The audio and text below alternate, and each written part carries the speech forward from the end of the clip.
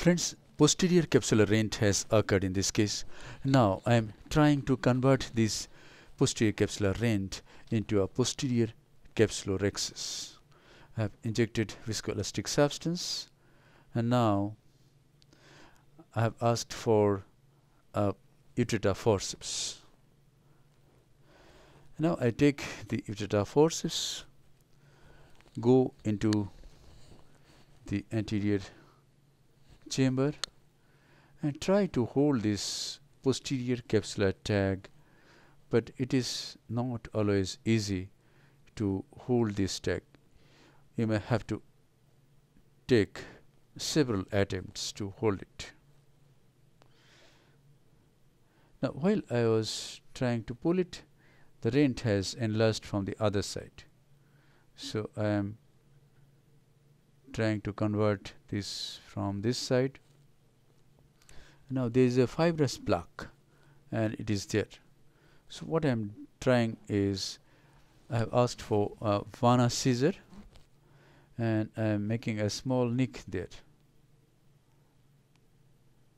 After making a small nick, I take the utrata again, hold it here after several attempts, and convert this rent into a posterior rhexis. That's it. And now I have asked for the lens, implantation of the lens first. There is some cortical matter in the subincisional area. I have thought of removing it after implanting the intraocular lens. And now, before implanting the lens, we must enlarge the incision a little bit. The incision is 2.8 millimeter. We can enlarge it up to 3.2 millimeter so that the cartridge goes into the anterior chamber easily, because we have to see that the leading haptic goes between the posterior capsule and the anterior capsular rim. And here it is. I have gone into the anterior chamber, and now I am slowly injecting the lens, and here is the leading haptic. It is going between the anterior capsular rim and the posterior capsular remnant. And now the trailing haptic has to be placed into the equator of this, like this, between the anterior capsular rim and the posterior capsular remnant, and it should go at the equatorial region of the capsular bag, and it has gone.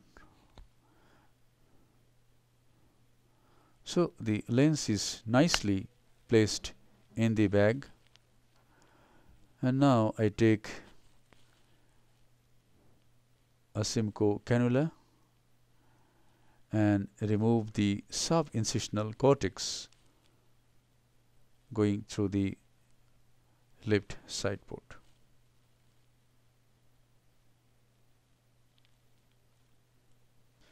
And now the viscoelastic substance is to be removed. There is lot of viscoelastic substance in the anterior chamber, over the iris, in the anterior chamber angle, behind the IOL. All this viscoelastic substance is to be removed, because otherwise intraocular pressure will rise. The patient will have lot of raised IOP.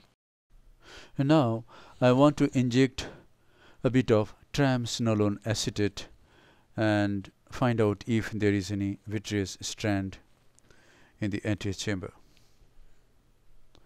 Triamcinolone acetate can very well identify the vitreous strands in the anterior chamber.